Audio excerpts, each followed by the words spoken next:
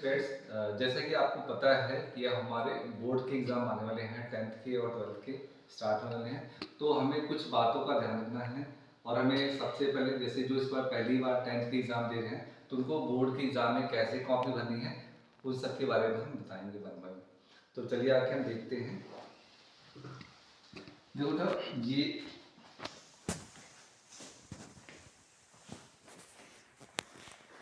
देखो बेटा, हम बच्चों देखना चाहेंगे। जैसे आपको पता है ये हमारे आंसर सीट है, जो कि आपको मिलेगी एग्ज़ाम हॉल में। ये आपका क्वेश्चन पेपर है और ये आपका एडमिट कार्ड है। सबसे पहले बच्चों ध्यान रखना है कि जब भी आपको आंसर शीट मिले तो पहले आप इसको चेक करेंगे कि इसके पीछे जो सीट्स हैं वो कंप्लीट हैं, इसमें कुछ कटा ना हो, कुछ फट नहीं हुई, सिलाई और प्रॉपर है। इसके देखने के बाद ही आप कॉपी एक्सेप्ट करें। अगर आपको लगता है कि कॉपी फट रही है, सीट कुछ मिसिंग है, तो आप इसे एक्सेप्ट ना करें, चेंज कर लें। अब हम देखते हैं कि मुझे ये जो आपको सबसे पहले जो आपकी आंसर शीट है इसके अंदर आपने क्या क्या सॉल्व होना है। इसके अंदर देखेंगे बच्चा कि आपके अंदर जैसे आप देख रहे हैं कि यहाँ पर पहले लिखा हुआ है कैंडिडेट ऑफ नेम, परीक्षार्थी का नाम, तो वो आपको पता ही है। तो जैसे कि मैं एक एक करके बताता हूँ वन बाय वन। तो आपने कैसे लिखना है, सपोज के लिए आपका नाम है विजय कुमार, तो आप यहाँ लिखेंगे VIJAY स्पेस फिर कुमार,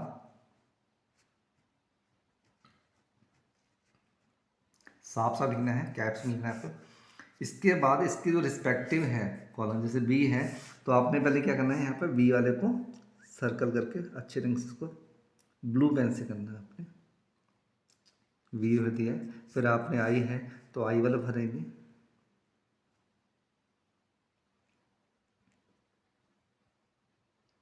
ऐसे ही आपने जे बाई क्यू मार्क के भर देना है। इसके बाद जो नेक्स्ट वाला कॉलम है वो आपका है, यहाँ पर लिखा हुआ है रोल नंबर का। तो रोल नंबर कहाँ है बेटा आपको, ये एडमिट कार्ड है, एडमिट कार्ड तो यहाँ पर मेंशन है रोल नंबर, तो इस रोल नंबर को हम यहाँ पर मेंशन कर देते हैं। तो रोल नंबर आपका है 30 लाख,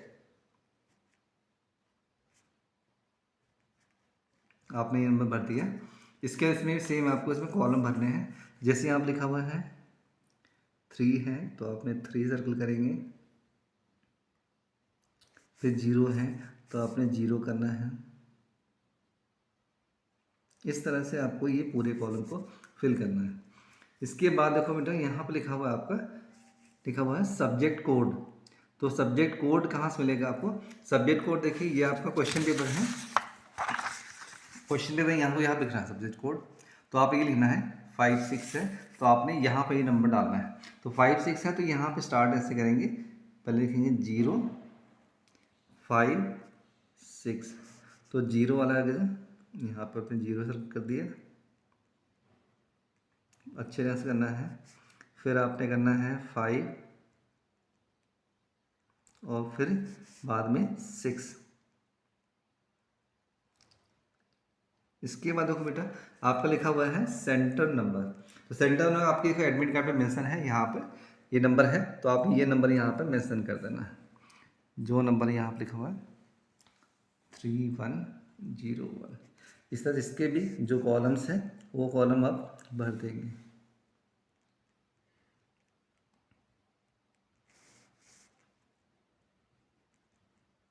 ये हमने भर दिए। ऐसे ही सारे कॉलम आपको इसके नंबर के हिसाब से आपने भरने हैं। इसके बाद देखो लिखा हुआ है विषय, यहाँ पर लिखा हुआ है सब्जेक्ट है, तो सब्जेक्ट आपने जिसका पेपर दे रहे हैं, जैसे आपका पेपर है, आपका पेपर किसका है, केमिस्ट्री का है, तो आपने यहाँ पर केमिस्ट्री लिखना है।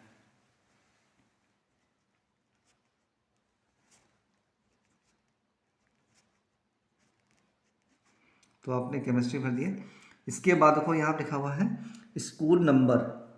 तो स्कूल नंबर जो है ये भी आपका देखो यहाँ पर आपके एडमिट कार्ड पर लिखा हुआ है स्कूल नंबर, ये देखो लिखा हुआ है यहाँ पर नंबर, तो ये नंबर आपने डालना है यहाँ पर। तो ये नंबर हम यहाँ पर भर देते हैं, यहाँ हमने भर दिया।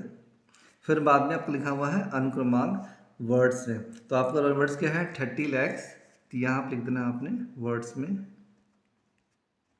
30 lakhs 10,000 और 61 61 जो है वो अपने वही भरना है।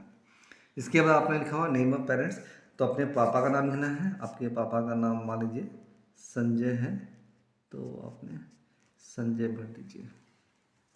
फिर आपका सिग्नेचर है, तो सिग्नेचर आपने जो भी आपका नाम है उसके हिसाब से आप सिग्नेचर कर देंगे। इधर का एंट्री हो गया। अब आपने इधर आते हैं लेफ्ट साइड में।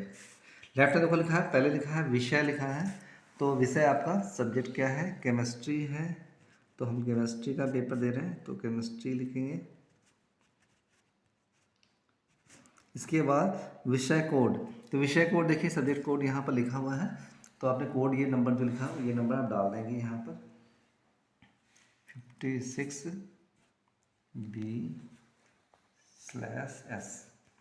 फिर जाके डेट और एग्जाम्सन जिस भी डेट पे आप दे रहे हैं, मान लीजिए आपका ये 2 फरवरी है, तो आपने 2 फरवरी 25 आपने डाल दी डेट। और डे क्या है, माने थर्सडे है या ट्यूसडे है, तो जो भी आपका डे है वो आप डे भी डालते हैं। आप किस मीडियम देना चाहते हैं, हम इंग्लिश में दे रहे हैं तो हम इंग्लिश लिखेंगे, अगर हिंदी में लिख रहे हैं आप तो हिंदी लिखेंगे। इसके बाद सेट कोड नंबर है जो आपको दिखा हुआ है, तो कोड नंबर फिर वापस यहाँ पर हम इसी कोड को लिख देंगे। ये कोड है और ये सेट है, तो आपने इसी को आपने नंबर डालना है यहाँ पे, साफ साफ लिखना है बेटे। और कोड आपका क्या है, यहाँ पर मान लीजिए 4 है तो हम 4 है 5 जो भी कोड होगा वो कोड आपने यहाँ पर भर देना है। इसके बाद सप्लीमेंट सीट आपने नहीं दे रहे हैं, डिसेबल नहीं है या जो आपके क्राइटेरिया है सब लिख देंगे। डिसेबिलिटी के बारे में अगर डिस्क्रिप्शन डालना है तो वो आपने डालना है, अगर यस लिखते हैं तो लिखना है, लिखने में आपको कोई प्रोवाइड किया गया है, अब तो कुछ नहीं कराया गया अलग से, अलग कई बार हमें और मार्कशीट या अलग से कोई एक्स्ट्रा सीट मिलती है तो आपने लिखना है। आप डिस्टेंस नहीं है तो जो कॉलम नहीं है आपने मतलब उसे आप छोड़ देंगे। ये आपने पहले एंट्री कर लेनी है सबसे पहले, ये सब जब आपकी कॉपी भर जाएगी। अच्छा देखो बच्चों, यहाँ पर आपका यहाँ पर एक बार कोड भी लगा होता है, वो आपको लिखा होगा पेपर में, तो आप ये नहीं भरना। तो जो एंट्री थी हमने सारी एंट्री बता दी है। इसके बाद आपने क्या करना है, अब हम स्टार्ट करेंगे पेपर। ये आपको 10 से 12 मिनट में कंप्लीट कर लेना है, सारी एंट्री ढंग से भरना है। इसके बाद हम क्या करेंगे, इस कॉपी को हम खोलते हैं, स्टार्ट करेंगे। और सबसे पहले आपने क्या करना है, मार्जिन लाइन ड्रॉ करना है। तो मार्जिन लाइन आपने ड्रॉ कर दिए, इसके बाद आपने मान ली जो भी हम पेपर देखेंगे कि कौन सा पेपर करना है, आप जो भी क्वेश्चन पेपर करना चाहते हैं उसके अकॉर्डिंग आप पढ़ेंगे। और आपको जो आंसर आता है पहले आप उसका आंसर यहाँ लिखेंगे, आपने यहाँ लिखना है।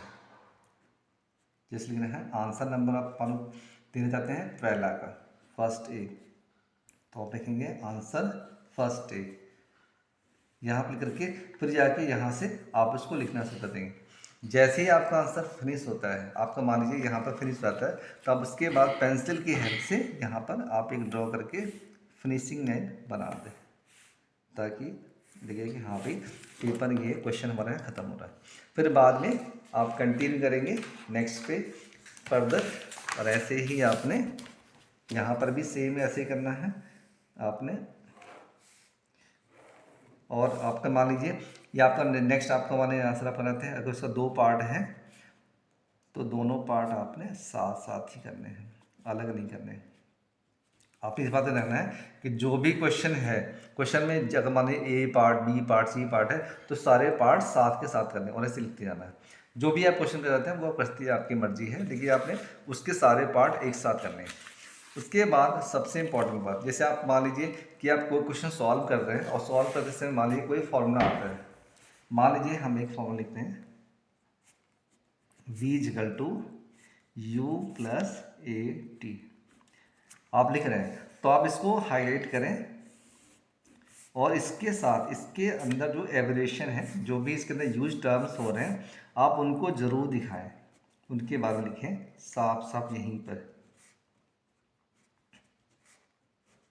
अब जैसे कि हमें u क्या है आपका इनिशियल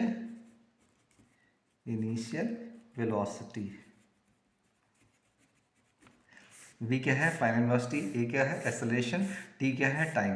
तो ये सारी चीज़ें आपको डिफाइन करें। इससे क्या होता है एग्जामिनर को लगता है कि बच्चे को आता है इस जो लिख रहा है उसको, और इससे क्या है कहीं ना कहीं से आपका स्पेस भी ऑक्यूपाइड होगा।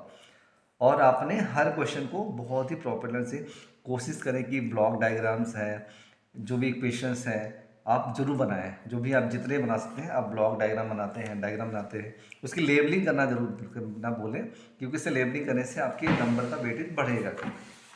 अच्छा, इसके बाद कई बार ऐसा क्या होता है, कई बार हम मान लीजिए फर्स्ट क्वेश्चन कर रहे हैं, फिर हम यहाँ पर हमने मान लीजिए सेकेंड क्वेश्चन स्टार्ट कर लिया, और बीच में हमारे लगता है कई बार हमारे 2 पेज छूट गए बाई मिस्टेक, या आपको लगता है कि टाइम अब हमारे पास नहीं है, तो हम क्या करें इसमें, तो घबराना नहीं है। उस कंडीशन में आपको यहाँ पर एक फिनिशिंग लाइन ड्रॉ करनी है। लाइन आपसे लिखेंगे, लाइन ड्रॉ करेंगे और यहाँ पर लिख देंगे, आपने लिखना है PTO। इससे क्या होगा कि आपके ये सीट जो है जो आपने खाली छूट गई थी वो कंट्रीब्यूशन में आ जाएगा, और आपका सीट आगे लगेगा कि हाँ भाई आगे भी बच्चे लिखा है तो वो उसे पढ़ा जाएगा। नहीं तो कई बार एग्जाम होता है कि हाँ भाई बच्चे ने इसके आगे कुछ नहीं लिखा और उसके आगे सीट चेक नहीं होती है, तो इसलिए आपने जो भी सीट अगर छूट जाती है तो आप उसको एक ही सिंगल लाइन से ड्रॉ करके और PTO लिखना ना भूलें। इसके बाद आपने उस पेपर के अलावा आपने कॉपी में कहीं पे कुछ एक्स्ट्रा नहीं लिखना है सारे। और सबसे इम्पोर्टेंट बात यह है कि जो भी इस क्वेश्चन के अंदर कंपल्सरी क्वेश्चन है उसे आपने जो भी करना है, जो भी कंपल्सरी क्वेश्चन दिए गए हैं वो सारे आप जरूर करें, अटेम्प्ट करें। जितने क्वेश्चन दिए गए हैं उसका भी करें, ध्यान रखें, और टाइम का भी ध्यान रखें, क्योंकि कई बार क्या होता है कि हमारे पास टाइम का पता नहीं होता है, तो आप घड़ी एग्जाम में आप एनालॉग घड़ी, डिजिटल नहीं अलाउ है, स्मार्ट नहीं है, तो आप स्मार्ट एनालॉग घड़ी भी आप ले जा सकते हैं, जिससे कि आपका टाइम सेव होगा। आपको पता रहेगा कि हाँ भी हमें कितना टाइम रह गया। आप पेपर को देख के उसके हिसाब से टाइम को कैलकुलेट करें और फिर लिखना स्टार्ट करें। ठीक है बच्चों, आई होप, मुझे लगता है इन सारी बातों का आप ध्यान रखेंगे तो आपके बहुत अच्छे नंबर आएंगे। All the best, all the best for exam. Thank you.